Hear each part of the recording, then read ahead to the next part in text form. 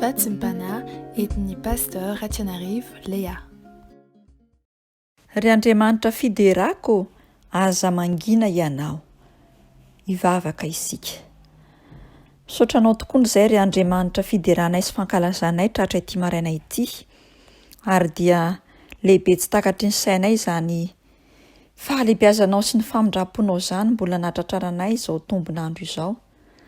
Miarabanao mpanetretena manoroka ny tongotra masina ilay tomponay sy mpanjakanay, ilay namorona sy nahary izao rehetra izao. Aidino ireny fanainao masina aminay tsiraray avy, hahaizanay mandray ny vatsim-panavy aminao, hamakivakianay ny tontolo andro eo ambany fitarian'ny fanainao masina. Dia mitenena araka ny fombanao Jesosy fa voninkiana anao izay mpanomponao. Ho anao ny tera sy ny atsara ny voninahitra mandrakizay ilay pahary izao rehetra izao. Aleluia. Amen. Ampitiavana no iantranoana ao amin'ny tokantranontsika amin'ny alalan'izao vatsim-panahy izao ry ava malala rehetra ao amin'ny tompo sy izay rehetra miaino izao vatsim-panahy izao. Ny tenin'Andriamanitra ho raisintsika amin'ity maraina ity dia ao amin'ny bokin'ny Salamo 9, 7 sy ny 4. Psaume numéro 8, verset 3 et 4. Amin'ny anaran'i Jesosy.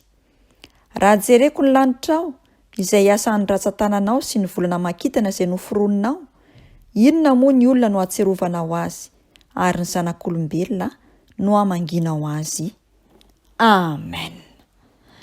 Izany tenin'Andriamanitra izany dia mitarika antsika amin'ny lohateny hoe mahaiza manome voninahitra amin'ny lafiny rehetra an'ilay iray namorona anao.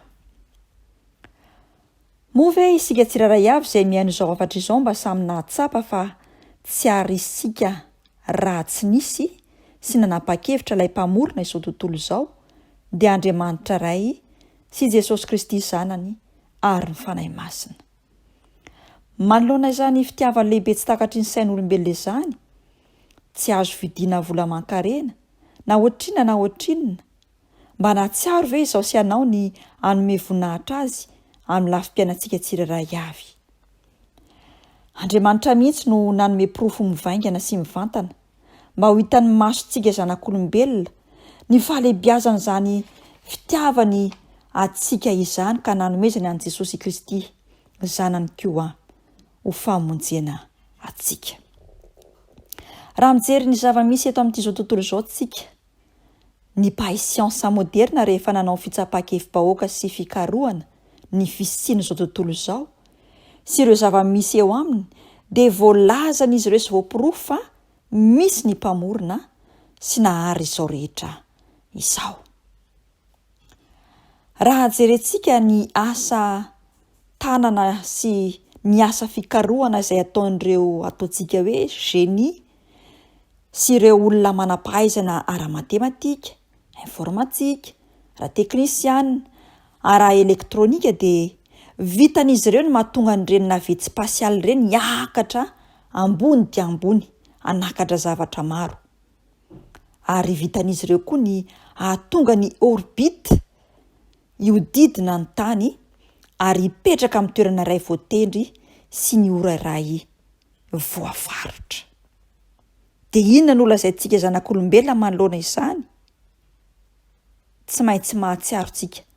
Ary ireo mpikaroka voalaza teo ireo dia mahatsiaro fa noho ny herin'ilay mpamorona izay nanome tolo-tsaina azy ireo no nahatonga izany rehetra izany, na dia tsy ekeny amin'ny foa izany rehetra izany. Fa na inona lazain'ireo manam-pahaizana, manam-pahalalana, manam-pahendrena dia tsy maintsy manaiky izy fa misy ny mpamorona sy nahary izao tontolo izao rehetra izao, ny Andriamanitra ilay mpamorona sy mpahary. Tsara sy mahavariana, mahatalanjona, mampitolagaga ny fahalehibiazan'ny asan'ilay mpamorona sy mpahary. Ao amin'ny irery ihany no hataterahan'ireo fahamarinana rehetra. Izy irery ihany amin'ny mahasolo tenany zanak'olombelona azy no nomena lalana anam-pahefana feno amin'ny zavaboary manontolo. Hitantsika tsara ity salamo ity dia maneho ny voninahitra mahagaga natolotr'Andriamanitra ho an'ny olombelona. Ambarany fa isika amin'ny maha olombelona antsika dia noharian'Andriamanitra ho amin'ny tanjona be voninahitra.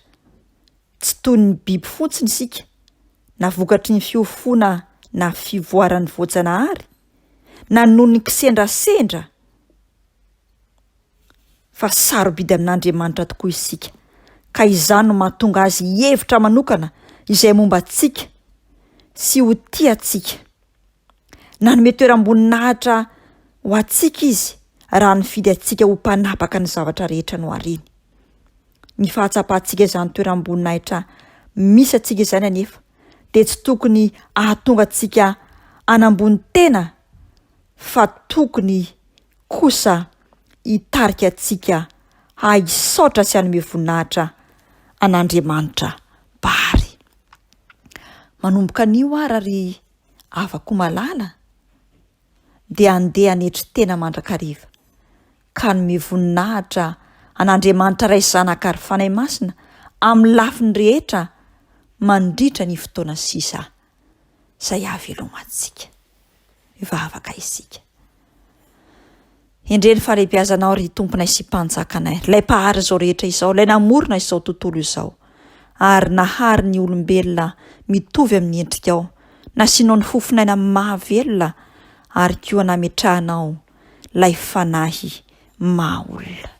Mifonanay sy bebanay no atrehanao ny tsy fahaizanay nanome voninahitra anao ry ilay mpahary sy ilay mpamorona, tsy nahaizanay nametraka anao teo amin'ny toerana ambony, ary tsy nahaizanay nisaotra anao sy nanome voninahitra anao ry Jesosy Kristy Tompo amin'ny lafim-piainanay tsiraray avy hatramin'ny kely indrindra ka hatramin'ny lehibe indrindra, na amin'ny lafiny ara-panahy izany na ny ara-tsaina izany na ara-batana.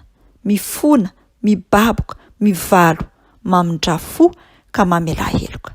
Diovy izay tsiraray avy ary ampianaro anetry tena mandrakariva eo ambany tana-maherinao, eo ambany fahasoavanao, ka ny fitahianao sy ny fahazoavanao izay namoronanao anay ane, dia haizanay hanome voninahitra ny anaranao, haizanay hisaotranao ry lay mpamorona sy mpahary izao tontolo izao. Ny andro sisa iainanay dia hanomezanay voninahitra ny anaranao amin'ny lafiny rehetra mandritra ny fotoana izay havelomanay, satria tianao izay Jesosy ny hanome voninahitra anao mandrakariva ary hamerina izany voninahitra ao izany sy ny fisaorana izany ho anao ilay mpahary sy mpamorona izao tontolo izao. Raiso ny tsotra izay tononona amin'ny anaran'i Jesosy Kristy Tompontsika. Ho ilay mpahary sy mpamorona mandehana aza matahotra, fa indro ao momba anareo mandrakariva mandra-pahatonga ny fahataperana izao tontolo izao. Anaka atolory ihany fonao ary mahaiza manome voninahitra ilay mpahary anao.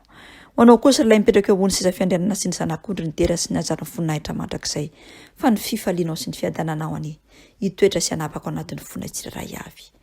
Aleluia. Amen.